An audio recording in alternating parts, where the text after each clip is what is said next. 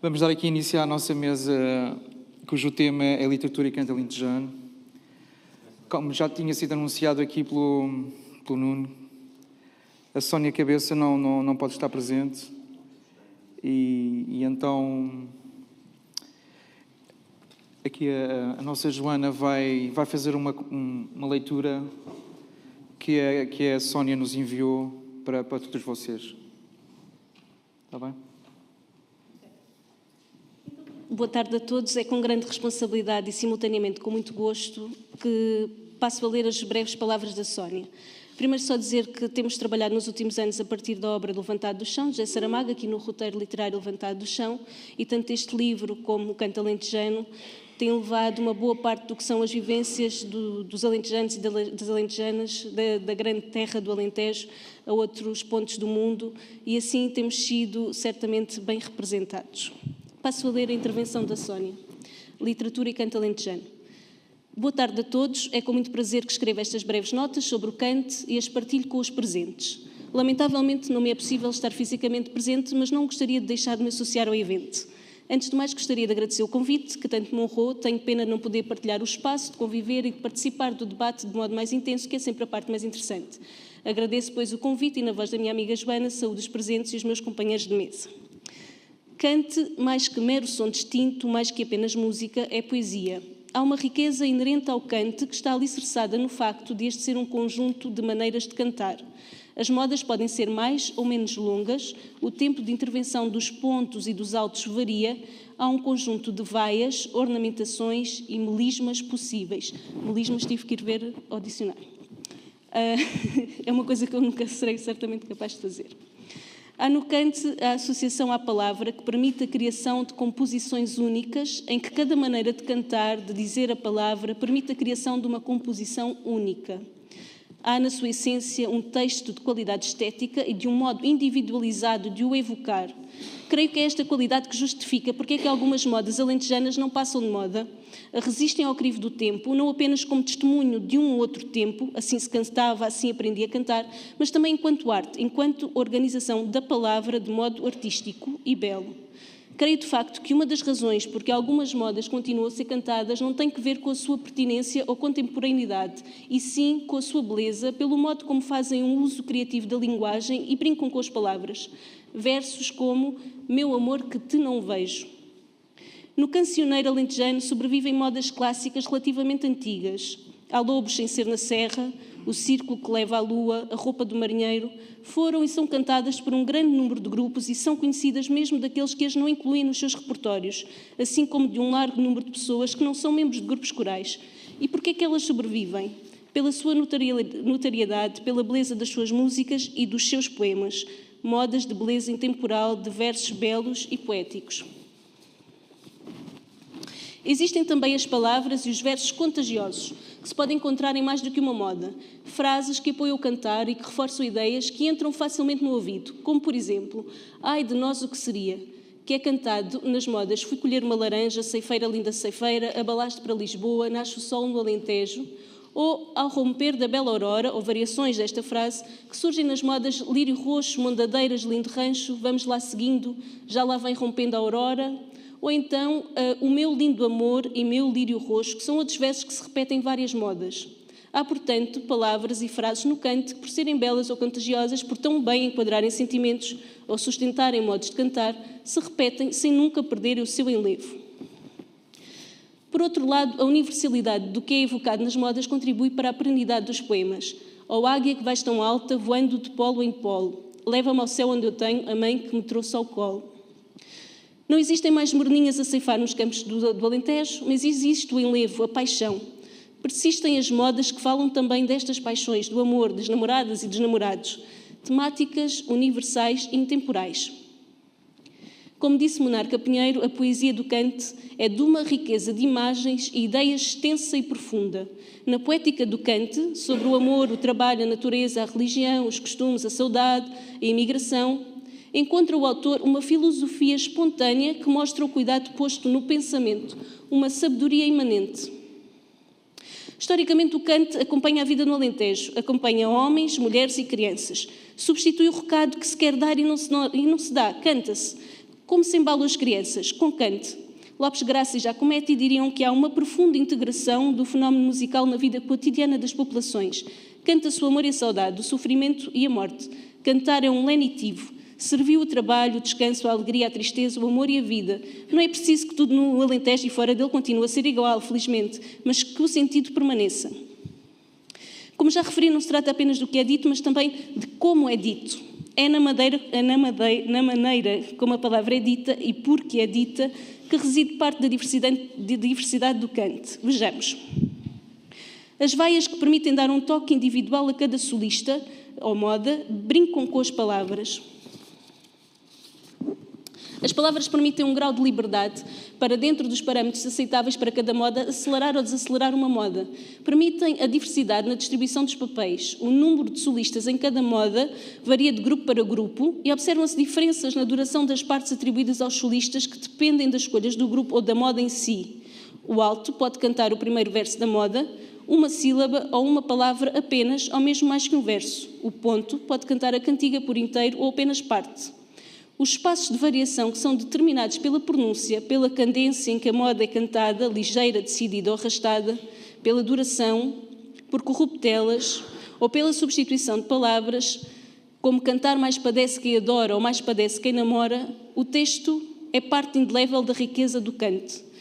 E porque hoje nos ocupamos também da literatura e em movimento contrário de fora para dentro, gostaria também de deixar algumas palavras em que alguns escritores portugueses utilizaram para descrever o cante.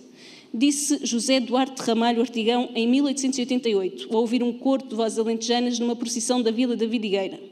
5 ou 6 homens, uma vez reunidos para cantar. Põem logo em combinação os seus diversos timbres de baixos, barítonos e tenores e tiram efeitos de terceto. Os cantos, lindíssimos, as vozes parecendo fazer um balanço de onda, num efeito inesperado e profundamente comovente. Perdi todas as ilusões que tinha a respeito da superioridade da música coral do Minho. Os alentejanos são muito mais músicos do que os minhotos. Manuel Dias Nunes, poeta serpense, fundador da revista A Tradição, escreve em 1902, num artigo intitulado Costumes da Minha Terra, os descantes, que os campos corais na via pública da pobre e sofredora gente são como uma doce lenitivo, cantos que, ora rápidos, ora arrastados, mas com um ritmo, em regra, saudoso e dolente, ocorrem em atividades festivas, festas religiosas e na apanha da azeitona e possivelmente noutros trabalhos agrícolas, e são uma necessidade psicofisiológica imposta pela lei universal do amor. Em 1446, Lopes Graça assim descreve o coletivo que entrou à moda é vê-los concentrados e um tanto bisonhos, formar os seus grupos, cerrados uns aos outros, muitas vezes as raparigas, os braços nos braços, e numa cadenciação suave do corpo, como messe de altas espigas tocadas pela brisa, dar início à função. Uma voz entoa a melodia, canta sozinha os primeiros compassos, em geral outra lhe dá uma como que réplica, e logo as restantes se lhe juntam numa harmonização instintiva. Finalmente, neste mês da liberdade, em que celebramos os 50 anos do 25 de Abril, gostaria de deixar uma pequena reflexão sobre o canto e o exercício de liberdade. O 25 de Abril suscitou a criação de uma vaga de novas modas, com letras claramente políticas, embora muitas delas se apoiem em músicas antigas. A politização dos temas e das práticas foi uma larga medida endógena e corresponde ao sentimento de libertação das esperanças e da palavra que acompanharam os tempos que seguiram à Revolução, nomeadamente o movimento da reforma agrária. O cante foi veículo dos anseios políticos das classes rurais, acompanhou a Associação dos Trabalhadores Agrícolas Alentejanos a nível local em unidades coletivas de produção e deu voz às reivindicações de um conjunto de trabalhadores em busca de formas de garantir a sua própria subsistência através do aumento dos salários, melhoria das condições de trabalho e mais emprego e pela conquista da terra. A Revolução Democrática abriu um espaço de autonomia que permitiu que os cantadores se apropriassem das suas práticas musicais e as colocassem ao serviço dos seus próprios objetivos e interesse. O surto de composição após o 25 de Abril, promovido pela reforma agrária e pelo processo revolucionário em curso, tornam a canção panfletária. Pretende-se a projeção nacional do Alentejo, valorizar a sociedade rural alentejana e afirmar o Alentejo enquanto província. Apesar da autonomia política conquistada não ter, de facto, um correspondente de elevação do ponto de vista artístico da moda alentejana, é mais uma prova da importância da palavra. A partir dos anos 80, a proliferação de grupos corais é operada numa lógica de afirmação do local. cada terra, cada freguesia pretende ter o seu grupo. A formação dos grupos é justificada pela sua ausência na localidade, quando noutras da região estes já existem. E um dos objetivos claramente assumidos é colocar a terra no mapa. Canta-se o concelho, o distrito, a vila, a aldeia e as suas maravilhas, todas dignas de inveja. A criatividade, outrora ao serviço do pretexto político, submete-se às belezas da terra. Novas ideias e novos ideais levam à emergência dos grupos femininos, cuja criação respondia a uma exigência de igualdade de direitos entre mulheres e homens. Foram precisos mais de 30 anos de democracia para testemunhar a completa integração das mulheres nos circuitos do cante, mas abril também se cumpriu a cantar. Muito obrigada pela vossa atenção e, mais uma vez, gostaria muito de poder estar presente, até porque gostaria de ouvir outras opiniões acerca da relação entre canto e a literatura e gostaria de ouvir o Paulo a falar sobre o espetáculo que concebeu, inspirado pelo muito admirável escritor Manuel da Fonseca, da Aldeia Nova. Assim termina. Obrigada.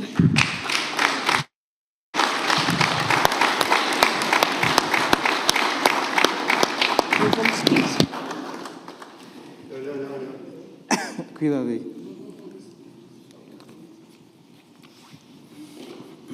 Bem, tenho aqui uma nota biográfica do Paulo Ribeiro. Obrigado por teres vindo aqui à nossa conversa, a primeira deste encontro, intitulada Literatura e Canto Alentejano. E então passo a ler. O Paulo Ribeiro é natural de Beja, tem 51 anos, define-se como 53 já. Está bem. Isso não é culpa minha, se alguém der-me esta informação. É que quisemos-te pôr mais novo. É só isso. Então, ou seja, 53 anos, define-se como um cauto... Então, isto está desatualizado. Se calhar tens outros projetos a seguir já com esta idade. Mas a gente vai desvendar isso também na conversa. Define-se como um cantautor apaixonado pelo Alentejo, um Alentejo sempre presente na sua música.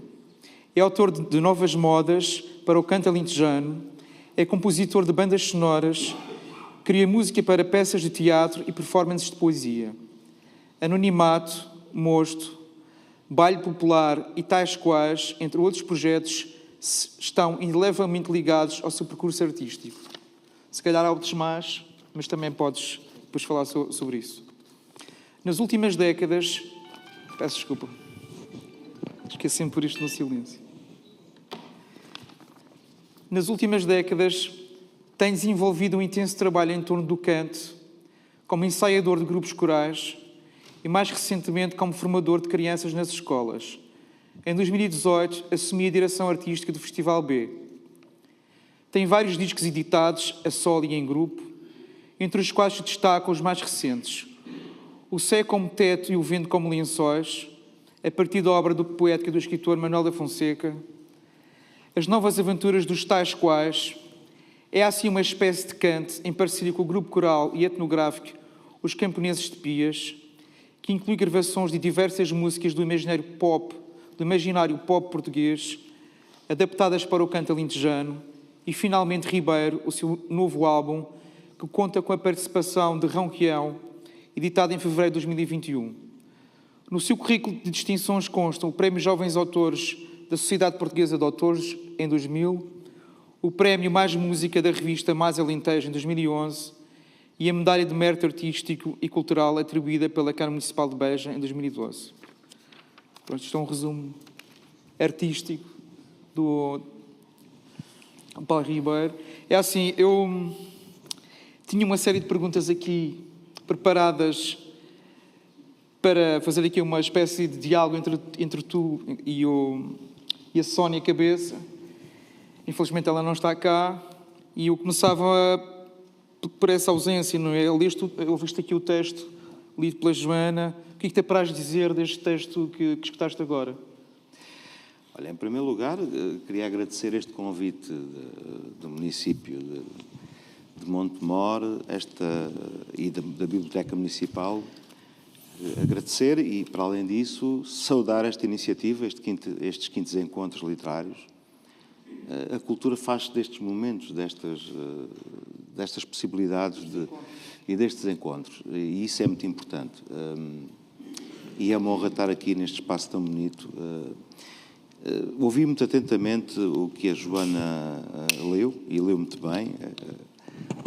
foi quase uma comunicação, foi autenticamente uma comunicação que a Sónia fez. Eu não preparei uma comunicação, mas fiquei muito atento àquilo que foi dito também no início, que o Sr. Vereador Henrique, nosso amigo, que agora não me recordo como, o Nuno também disse, e foram ditas aqui muitas coisas e que a gente fica assim um bocadinho. Vamos lá ver o que é que eu agora posso dizer sobre isto. Olha, sobre a questão da Sónia, queria dizer o seguinte: eu conheço a Sónia, conheci a Sónia nos encontros, nos chamados encontros de grupos corais, não é? Em que a Sónia, creio que através da Universidade de Évora, preparou a sua tese de mestrado, doutoramento. etc, doutoramento, e ela recorrentemente ia a várias iniciativas do canto, iniciativas muito humildes. Temos aqui estes nossos ilustres cantadores, com os quais eu tive ontem à noite a oportunidade de estar a ensaiar um bocadinho, e eles sabem, tal como eu, que existem alguns encontros de grupos corais em que às vezes os cantadores estão um bocadinho a cantar, a malta está um bocadinho a cantar uns para os outros, não é? Enfim, isso dava aqui uma grande discussão. Mas isto não é depreciativo. Quer dizer que, sobretudo, por exemplo, na diáspora alentejana, a alegria das pessoas se poderem encontrar e cantar em conjunto, às vezes não tem necessariamente que haver muito público. Nós estamos a cantar e a partilhar a nossa cultura e as nossas raízes, este traço identitário que é o canto alentejano. E eu encontrei a Sónia nos encontros mais humildes de grupos corais, sobretudo em encontros onde os grupos de mulheres participavam. Em Albernoa, São Miguel de Machede, mas aí foi um festival que existia ali e encontrei por diversas ocasiões e ela sempre foi uma pessoa muito humilde, muito atenta, mas essa atenção que ela sempre teve sobre o canto e sobre estas questões manifesta-se pela forma como ela traduz essa atenção nestas palavras que a Joana acabou de dizer. Tenho que beber um bocadinho de água, desculpem lá, a viagem. O que é que eu quero dizer com isto? Falou-se aqui de muita coisa. Antes do 25 de Abril, do que eu tenho conhecimento, e agora pegando um bocadinho no texto da Sónia, e acrescentando aqui alguma coisa interessante, eventualmente, o primeiro grupo formalmente constituído no Alentejo de mulheres, claro que as mulheres cantavam nas mondas, nas aceifas, não é? Quando iam para o campo e vinham nos trabalhos. Mas não tinha uma organização formal? Não tinham, entravam na taberna, isso não existia. Aliás, o canto, convém dizer que, e como saberão, também como eu, o canto no Estado Novo, a partir de certa altura, foi muito arregimentado pelo próprio Estado Novo, na figura do ministro António Ferro, não é? Que, ministro da Propaganda e destas questões, e o canto estava muito confinado às casas do povo e era muito controlado, aquilo que se cantava e que não se cantava. A Sónia evocou... Havia censura na altura de algumas modas? Havia muita censura. Não. Essa moda que a Sónia, às tantas, fala aí, a Lobos na Serra, no fundo, como sabemos, era uma moda para falar da ideia de que há uma sociedade onde há exploração. Não é? Há Lobos na Serra, eu ainda não sabia, debaixo do arvoredo. Há Lobos na Serra, acreditem que é verdade, abandonaram os campos e foram viver para a cidade. Estes lobos quem são? No fundo, são outros interesses, outros exploradores, para além da natureza, em que no homem também há esta... Não o homem como irmão, mas são os homens que exploram os outros homens. Exatamente. Esta moda, se calhar, provavelmente, do conhecimento que eu tenho, foi uma espécie de fuga ou de tentativa de dar a volta a esta questão, por exemplo, de fugir à censura. Não é? Mas estavas a falar da formação de grupos corais femininos. Sim, mas para chegar lá, dizer o seguinte, em termos, já que estamos a falar no 25 de Abril, não podemos esquecer o outro lado, não é? Agora há umas sondagens, o que é que as pessoas... E há pessoas que associam quase o 25 de Abril, felizmente não todas, é um grupo pequeno, mas quando se fala no 25 de Abril, e ouvi agora há pouco na televisão, não é? Uns associam ao Salgueiro Maia, e bem, mas ainda há pessoas que pensam logo no Salazar.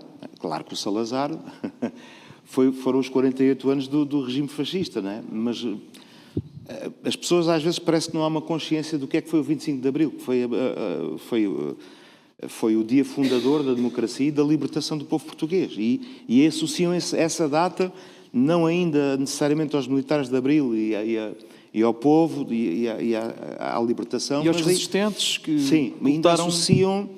Enfim, as coisas estão ligadas, mas enfim, é difícil. Mas para dizer o quê? Também havia modas, sem me querer alongar demasiado, mas havia modas, por exemplo, quando se fala no Grande Vasco da Gama, as descobertas da Índia, todas essas modas que eram cantadas e gravadas em discos, nomeadamente nos Vindimadores da Vidigueira, e já que o tema tem a ver com a literatura e o cante, e a poesia popular também é literatura, necessariamente, e ainda bem, e é boa literatura, havia muitas letras que eram, de facto, havia uma apologia do colonialismo, não necessariamente porque o povo e os cantadores, de forma genuína, apontassem para ir nesse sentido, mas havia uma pressão sobre aquilo que se cantava e muitas vezes os dirigentes locais, as pessoas com influência local, que assistiam aos ensaios, que, enfim, estas coisas andavam um pouco ligadas e havia esta pressão. Com o 25 de Abril foi, de facto, essa libertação. É curioso, por exemplo, há uma moda que há muitos jovens que adoram, que é linda. E eu digo assim, vocês podem e devem cantar, aliás, não devemos proibir ninguém de cantar, seja o que for.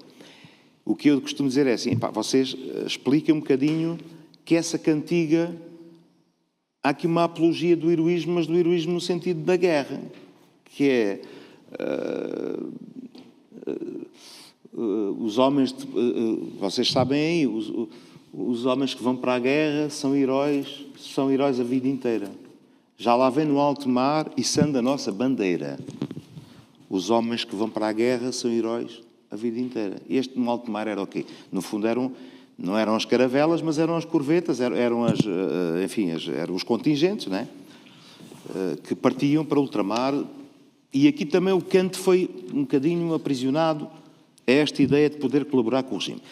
Depois disso, naturalmente, que surgiu com um grande vigor, e o canto também, o que é interessante em termos de literatura e do canto, e estas coisas andam todas ligadas, é que o canto teve a capacidade sempre de acompanhar os processos sociais, não é? E também acompanhou a Revolução, a reforma agrária, há modas que aludem à reforma agrária, há modas que aludem ao 25 de Abril, ao 1º de Maio, há uma moda muito bonita que fala dos trabalhadores, raminho de flores no peito dos trabalhadores, enfim, há uma série de modas. E as mulheres, em 77, o grupo, se não estou enganado, Flores de Primavera de Irvidel, constituíram-se então como o primeiro grupo feminino, e isto entronca na questão da Sónia. Em 77? Em 77.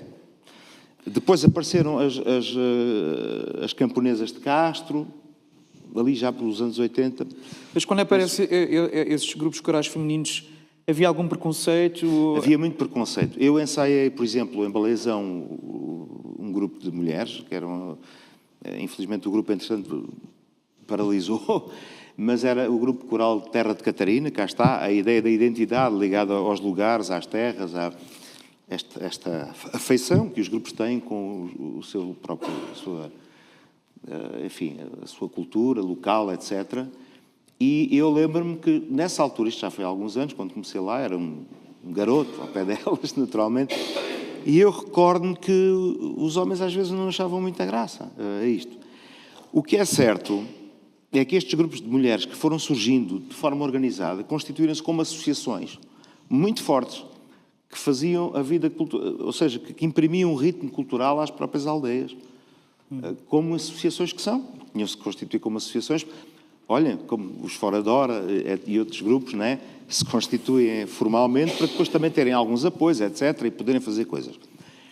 E elas tomaram uma espécie de dianteira, e eu associo isto muito a esta emancipação da mulher, que o 25 de Abril também trouxe isso, não é? Naturalmente. Esta possibilidade das mulheres irem cantar, e pronto, o homem está na taberna, ou chegou mais tarde da casa, e elas... Mas atualmente elas vão para as tabernas cantar como os homens? Ou... Não. É um espaço interdito às mulheres? Não, hoje não é tanto interdito. Não creio que seja propriamente interdito como era no passado. Não é um hábito, um costume? Sim, não é um costume muito evidenciado. Agora, não há, é evidente, alguém de outra geração que há aqui algumas pessoas, pode falar melhor disso. Se alguma mulher hoje entrar numa taberna, não vai ser ostracizada. Pelo menos aqui no nosso Alentejo não é. Antigamente, como sabem, as crianças iam buscar... a mulher ficava à porta da taberna e às vezes a criança ia buscar o homem lá. Pai. Meu pai conta-me uma história. Isto é giro porque já agora, se me permitem, vou contar aqui um pequeno episódio. Como eu conheci o canto alentejano foi numa taberna em Bringel, que é a terra dos meus pais, da minha família materna e paterna. E então era a taberna de uma senhora que popularmente era conhecida como a tia Maria Marreca, que vendia vinho. O meu pai já estava em Beja, era comerciante. Pá, e então o Ribeiro, meu pai é ribeirinho, como era conhecido lá em Bringel, e ele já bebia cerveja, bebia vinhos. Diz que desde que foi para Beja, o meu pai tinha ido para Beja, já é moderno, porque não bebia vinho. Os homens estavam a beber vinho. E tu já bebes, se calhar, gin ou gin tonic? Não, bebes mas outra coisa. é muito engraçado. E então, há uma história que me contam desse lugar, muito engraçada, que foi uma criança que a mãe estava mal disposta em casa, sentiu-se mal, e disse ao miúdo, ao garoto, para ir. E aí, nessa taberna, falei dessa taberna, foi a primeira vez que eu ouvi o canto alentejano, em estado completamente puro. Comecei a ouvir os homens entoar uma moda, não sei que moda seria, mas isso marcou-me profundamente até hoje, marcou-me. Acho que depois todo o meu percurso na música, tal como o Henrique, quando falou das guitarras, da música e as canções, todo esse imaginário do instrumento, eu fiquei muito marcado pela questão do canto na taberna de criança, e isso marcou-me de tal forma que depois, nas músicas que fui compondo e fazendo, o canto perseguiu-me de alguma forma, até naquela banda de adolescência, os Anonimatos, já havia essas influências, etc. Mas dizer o quê? Porque a história tem graça. Eu é que não tenho muito jeito para ter graça a contar histórias, mas isso é outro assunto. E então, o miúdo, o garoto, foi lá à taberna e começou a puxar pelas calças do pai. O pai era um tipo assim, robusto e tal, alto. E ele não ligava ao miúdo, estava lá bebendo o seu copo na taberna e ele, pai, vem para casa, a mãe dê-lhe uma coisa. E ele, a certa altura, olhou para baixo e lá percebeu que estava ali o garoto e disse, está melhor que a mim ninguém me dê nada. Pronto. E então era um bocadinho isto, não é? Mas isto sempre querer desviar. Mas era isto, era até triste, quer dizer, aquele homem estava na taberna, provavelmente a mulher dele uma coisa, mas provavelmente ela já estava doente.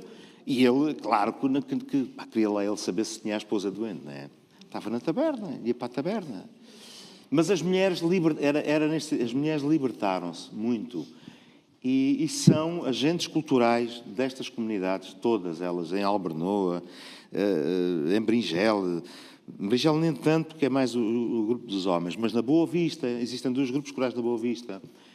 Existe um grupo coral de miúdas na Cabeça Gorda, que entretanto acabou também. Enfim, em Pias, para além dos camponeses, existem também um grupo de cantadeiras. E também há grupos mistos.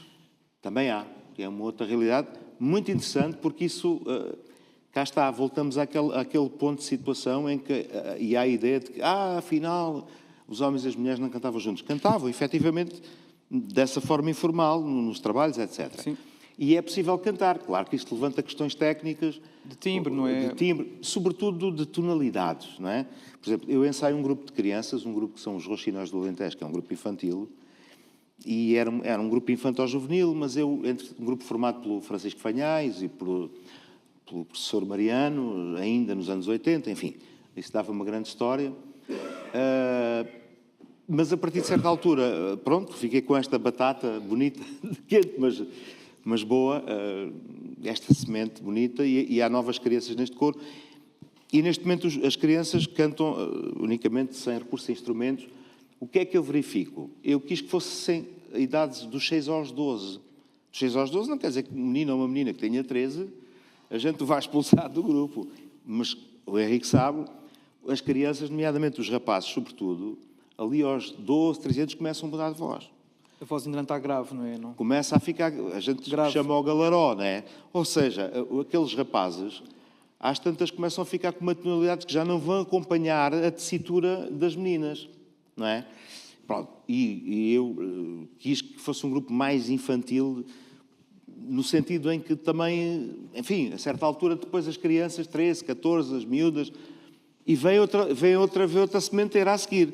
Mas isto tem a ver com o que me estavas a perguntar, que é, os homens, entre aspas, ficam um bocadinho mais prejudicados, do ponto de vista do brilhantismo, que é uma coisa que eu detesto. E eu digo sempre aos grupos corais que ensaio, e digo aos pontos e aos altos, que é assim, nós temos que ter sempre em consideração a tonalidade, uma boa tonalidade, para que a função, quer dizer, aquela moda que está ali que vai ser executada, brilhe num conjunto. E não é aquele cantador como solista que tem que brilhar.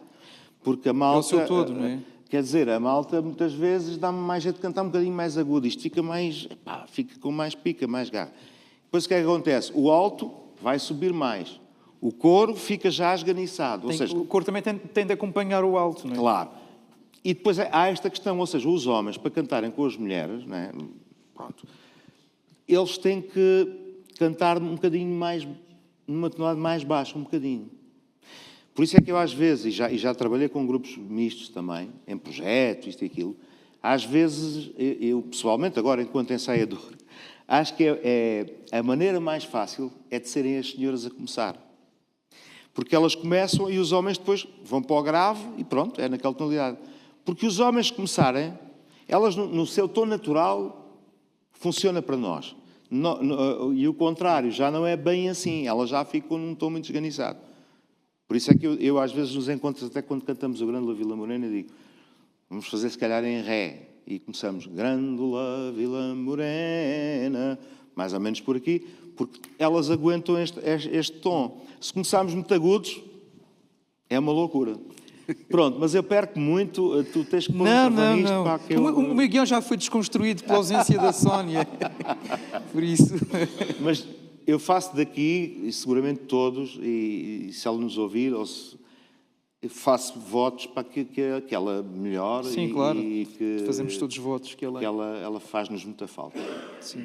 Faz-nos muita falta. António, só indo ao início, ou seja, tu começaste a ouvir canto nas tabernas e foi daí que começou o teu gosto pelo canto e pela música, e depois na adolescência, como é que é? Sim. Esse teu percurso musical, só para ficarmos a conhecer Sim, melhor. Esse gosto veio muito daí. Depois, como todos os jovens, na minha adolescência, comecei a ouvir grupos, algumas coisas até mais ligadas a outras músicas, à pop britânica, outras coisas que nem tinham...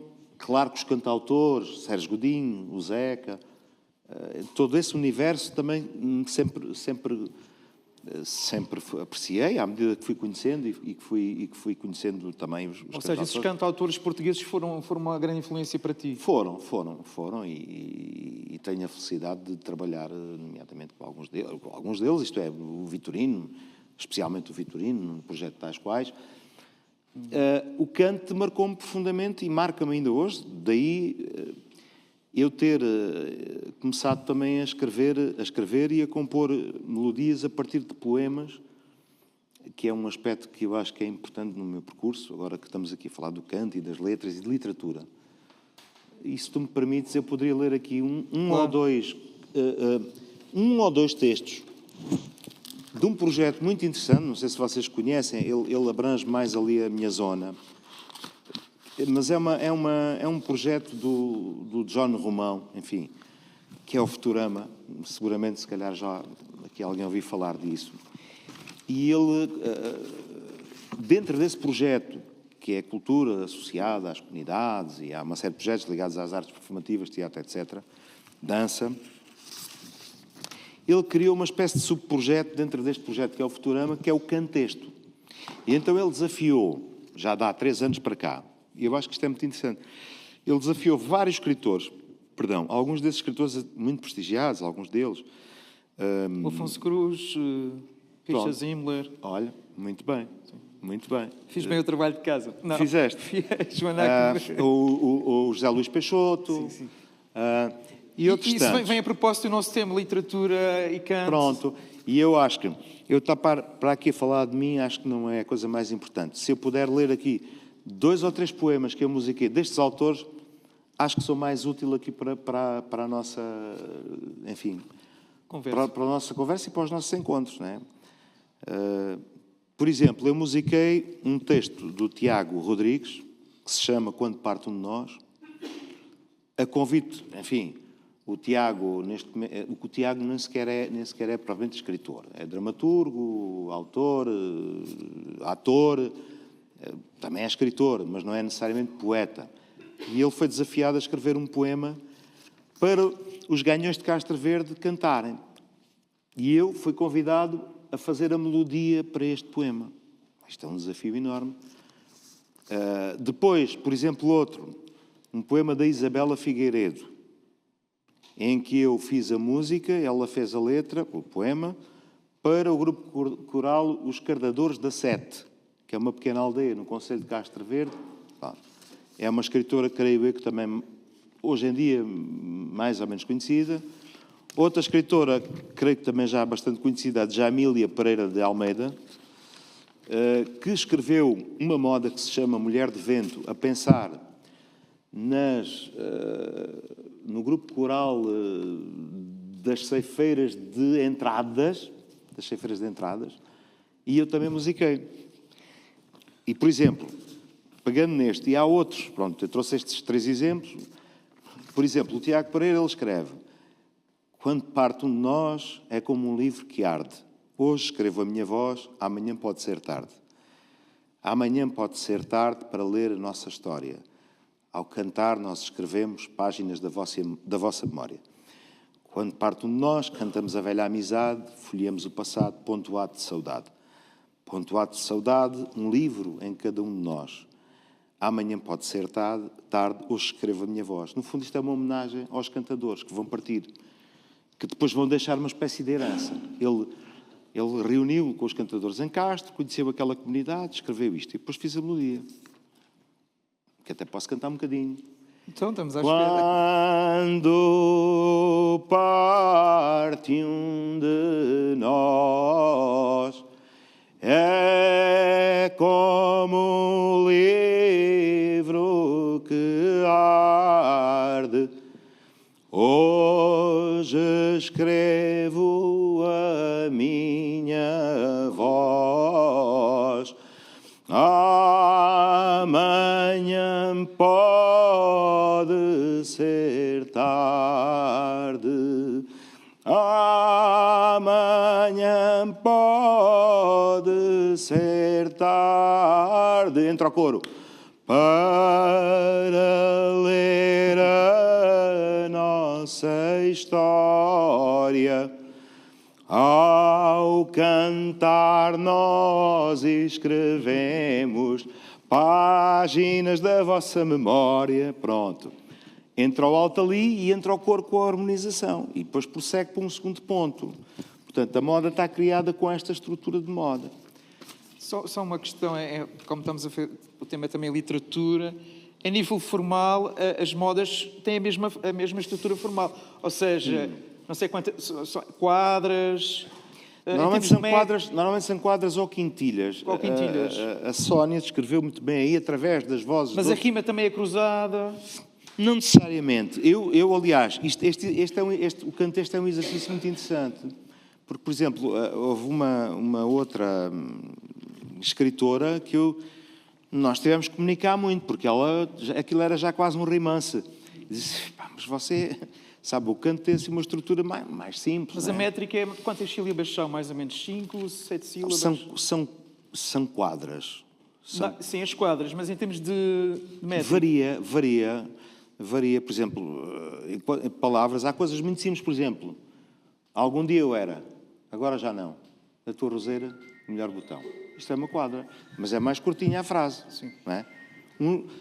Mas esta, por exemplo, se eu fosse de novo moça... Tirava o meu chapéu e ia pelos montes fora dar corrida a esta vontade. Sou mulher de vento e luz, canto na minha alvorada. Já tens aqui várias. É mais eu longa. tive que me adaptar, por exemplo, aqui à Jamília, para fazer a canção, a moda. Já ver se me lembro, só para cantar um bocadinho. Vou cantar menos agora, mas é mais fácil dizer-vos como é que...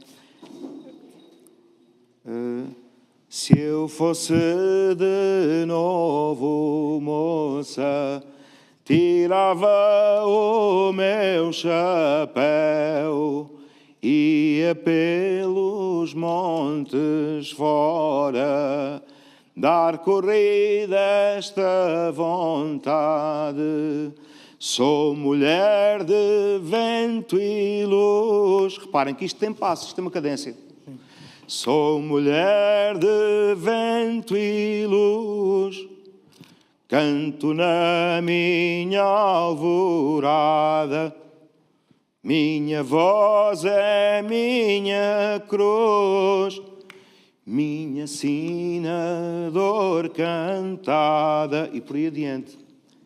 O grande desafio foi levar isto a entradas e ensinar humildemente e aprender, mas ensinar esta melodia, porque os cantadores têm modas que cantam há décadas, como a Gotinha d'Água e outras, algumas que vamos cantar ali, têm aquelas modas na cabeça e de repente, ok, isto é outra coisa.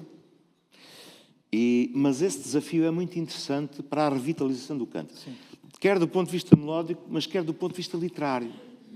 Porque claro que as pessoas que escreveram e que têm escrito para este projeto, nomeadamente, têm outras coisas, por exemplo, do João Monge. Olha, do João Monge, um grupo da diáspora, que Desculpa é o grupo... lá, Paulo, de alguma forma estás a criar Eu estou a querer dar exemplos. Estás a criar um novo cancioneiro.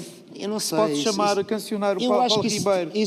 Não, isso é muito pretencioso, eu não quero. Agora... Eu só queria incentivar mais... Repara, o que é que eu quero dizer com isto? Há semelhança do que aconteceu com o fado. O que aconteceu com o fado, por exemplo. Sei lá, o Camané. O Henrique sabe bem disto e outras pessoas saberão. O Camané tem variadíssimas letras que são da Manuela de Freitas, que são do José Mário Branco, tem músicas originais e que nem por isso deixam de ser fado. E o cante ficou muito arraigado. A tradição, não é? É uma tradição. Sim, mas é uma tradição. E ainda bem no sentido em que ali é que está a raiz, não é?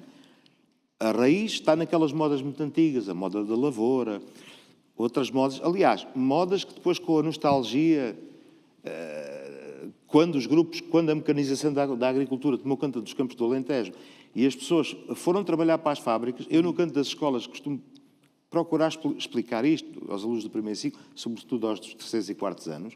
Eu pergunto, então, mas vocês o que é uma ceifeira? Eles dizem, é uma máquina. Então, mas ceifeira linda, ceifeira eu hei de casar contigo, será uma máquina. E depois vou explicar que havia um rancho. Há ceifeiras mecânicas, não é? Sim, que havia, ou as mondadeiras com a monda química, aquelas mulheres que tinham uma sachola que se dobravam para arrancar as ervas daninhas, para preparar os terrenos, que muitos saberão melhor que eu, não é? Esse trabalho desapareceu com a monda química. E as pessoas migraram para aquelas comunidades. E, de uma forma muito nostálgica, organizaram-se em grupos corais e voltaram a cantar essas modas. Essas modas até de tempos de sofrimento, inclusivamente. Mas a nostalgia, a ideia de sermos uma comunidade, o canto como elo ligador entre todos. Por isso é que o canto é uma música coletiva e não individual como o fado. Mas isto para dizer o quê? Nos últimos 10 anos, por exemplo, agora escrevi um texto, eu não lhe chamarei artigo, hoje disse, mas escrevi um texto, pronto, me pediram para uma revista também que vai ser Nova Ibeja. E eu falei de algumas questões que têm a ver com isto.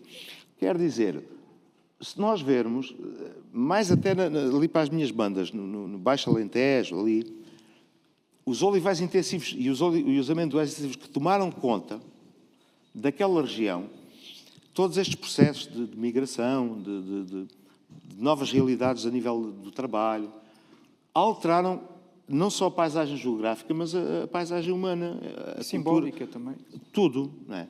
Ou seja, o canto hoje, nós temos que ter sempre esse chão do canto e devemos sempre cantar essas modas. Mas qual é o problema de termos novas composições, novas modas, que possam refletir um bocadinho, às vezes nem sequer é necessariamente hoje, como esta. As preocupações atuais.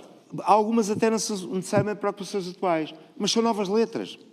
Novas letras. E o facto de ser uma linguagem mais recente já vai dar aqui outra coisa.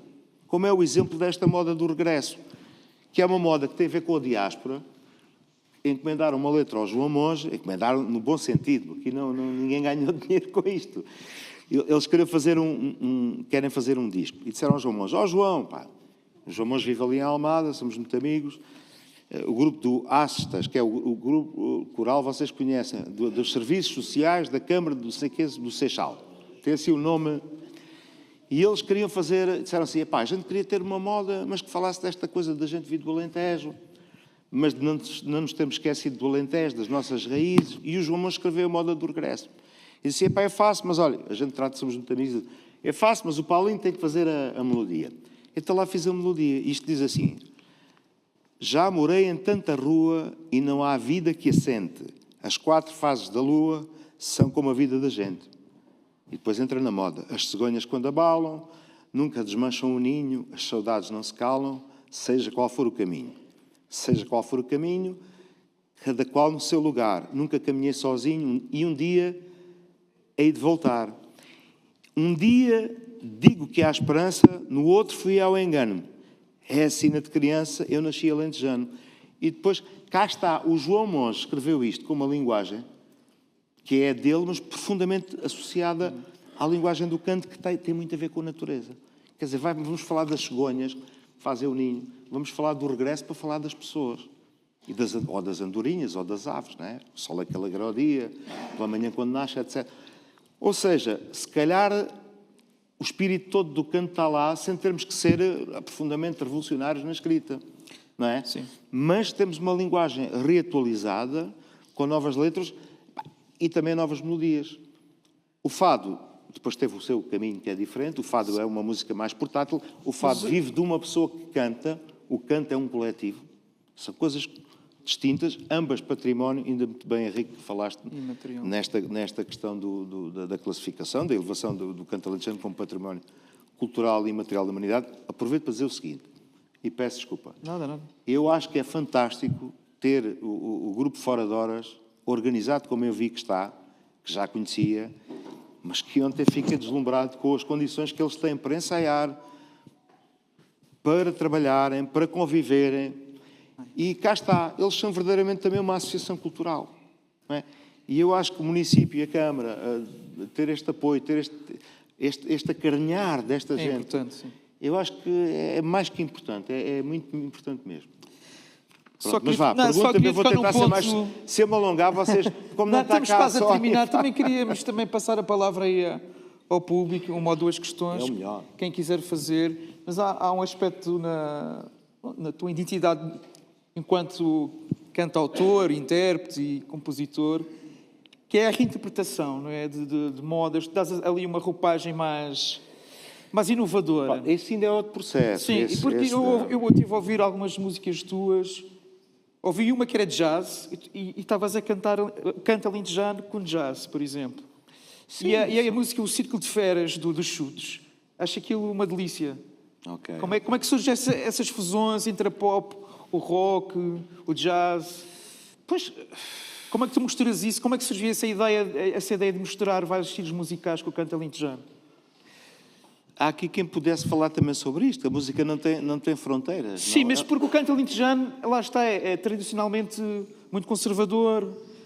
Recebeste críticas em relação a esses projetos musicais ou não? Tem que receber sempre boas e más e ruins. E há uma coisa que eu acho que é assim, para nós pegarmos nas tradições e reinventarmos, se é que não estou a ser afoito demais, mas há uma ideia de coisas novas. Eu acho que se tem que conhecer muito a fundo. Sim.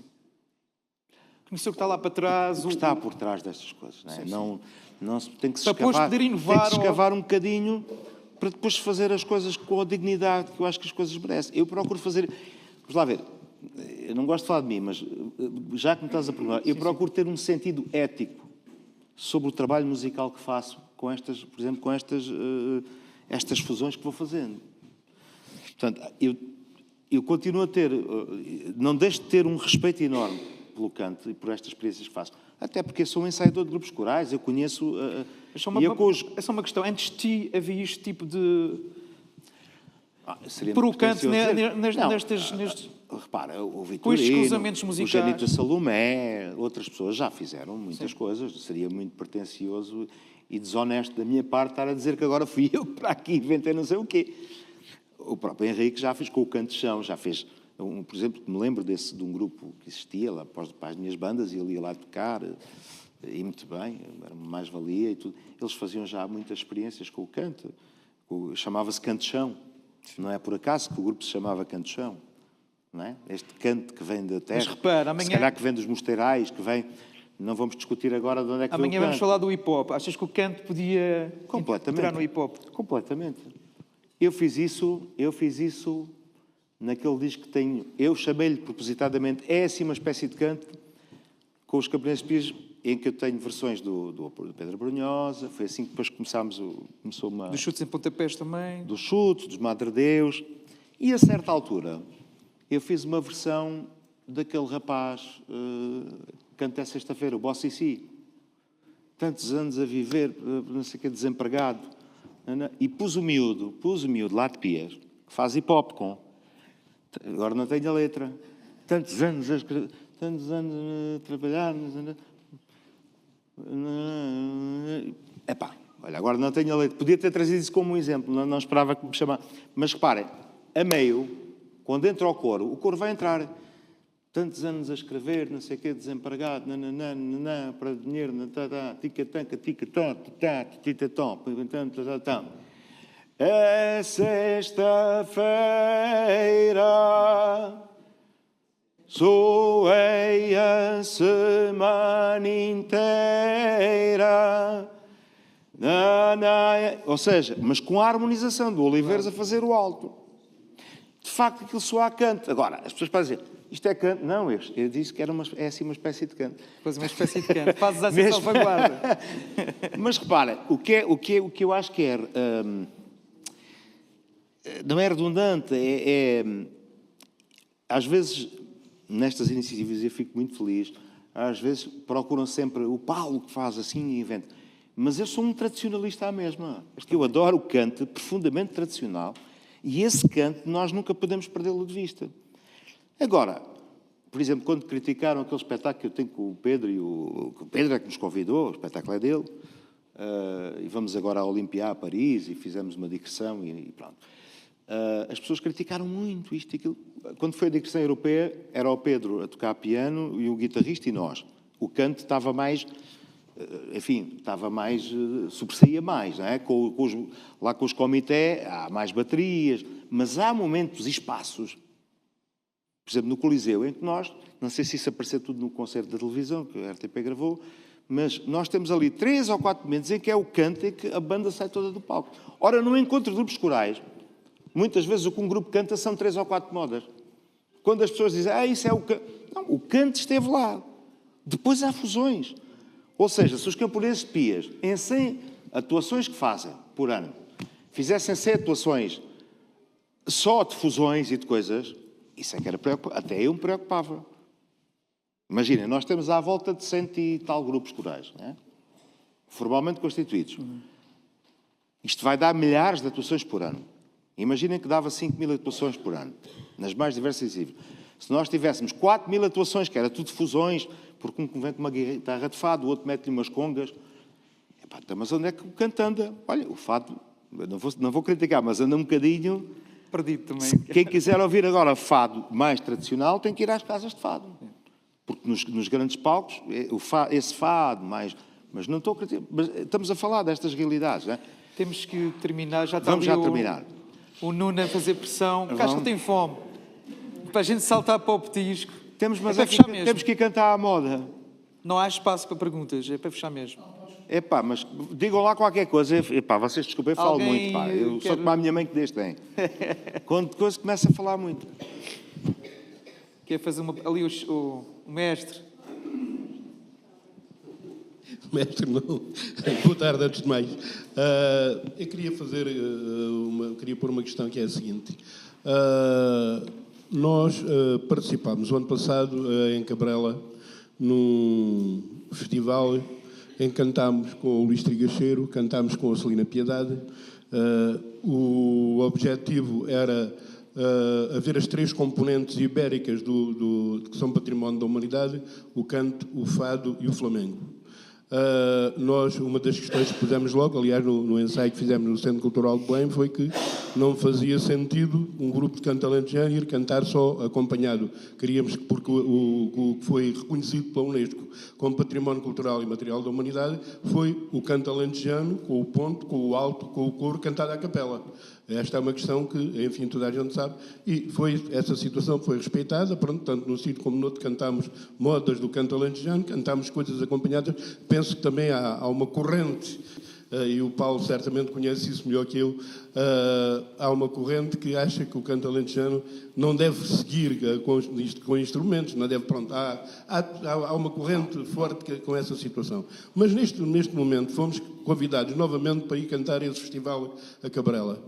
Mas puseram uma questão: nós vamos cantar algumas modas do nosso repertório, mas temos que cantar 2 poemas de Camões. 2 poemas de Camões, musicados por quem? Para mim a grande questão que se põe é esta: nós vamos adulterar tudo, vamos cantar os poemas de Camões com a Laurindinha vendo à janela ou outra coisa qualquer. Eu gostava de saber a opinião do Paulo sobre esta questão. Obrigado. Sim, é uma questão muito importante, tentando ser breve. Eu também fiquei a saber ontem, aliás, o grupo está de parabéns, está a comemorar os 13 anos e cantou, por exemplo, acompanhado por um grupo de balé clássico, não foi? Tivemos a ver lá uma fotografia. Sim. É uma fotografia. Foi já agora, porque a de Montemor foi, tenho a impressão que há 2 anos, do ano passado, que houve a Escola de Balé fez o tema sobre o montado alentejano e convidou-nos para a gente participar no encerramento da Escola de Balé. Sim. Então, e o canto perdeu algum dedo, alguma mão, algum braço, por ter interagido com o balé, ou seja, as diferentes expressões artísticas, neste caso o movimento, a dança, que interagiu com o canto, provavelmente daí terá resultado aquela fotografia. Quer dizer, a gente parece que está lá a ver. Deve ter sido uma coisa fantástica. Como experiência para vocês, cantadores, como experiência para as pessoas do balé clássico, como experiência para o público. Ou seja, a arte em comunhão, a interação, eu acho que isso é tudo importante. Agora, vamos lá ver. Um poema do Camões, ou havia alguém... Não há problema de cantar o Camões. Agora, a não ser que vocês assumam, olha, nós vamos colocar aqui os versos de Camões numa melodia que já existe do canto alentejano. Faz muito no fado isto, não é? O fado tem não sei quantas melodias, o menor, o isto e aquilo, e depois, pronto. Também no canto se faz um bocadinho. Às vezes, na melodia, até de modas muito conhecidas, no Castelo de Beja, não aparece a letra do Castelo de Beja, aparecem outras modas. Há quem seja também contra isso. Enfim, é isso que o 25 de Abril nos trouxe. É a possibilidade de discordarmos, de termos outras opiniões, de haver correntes mais assim e mais assado. E esta coisa dos velhos do Restelo vai sempre existir. Esta coisa de... então vocês vão lá, foram cantar Camões. Agora é assim, se forem cantar com a letra da Laurindinha, vocês têm que explicar isso. Têm que explicar assim, nós somos... Olha, mas adaptámos aqui os versos de Camões com uma música tradicional portuguesa.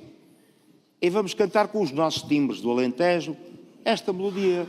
Pronto, e onde é que está o problema?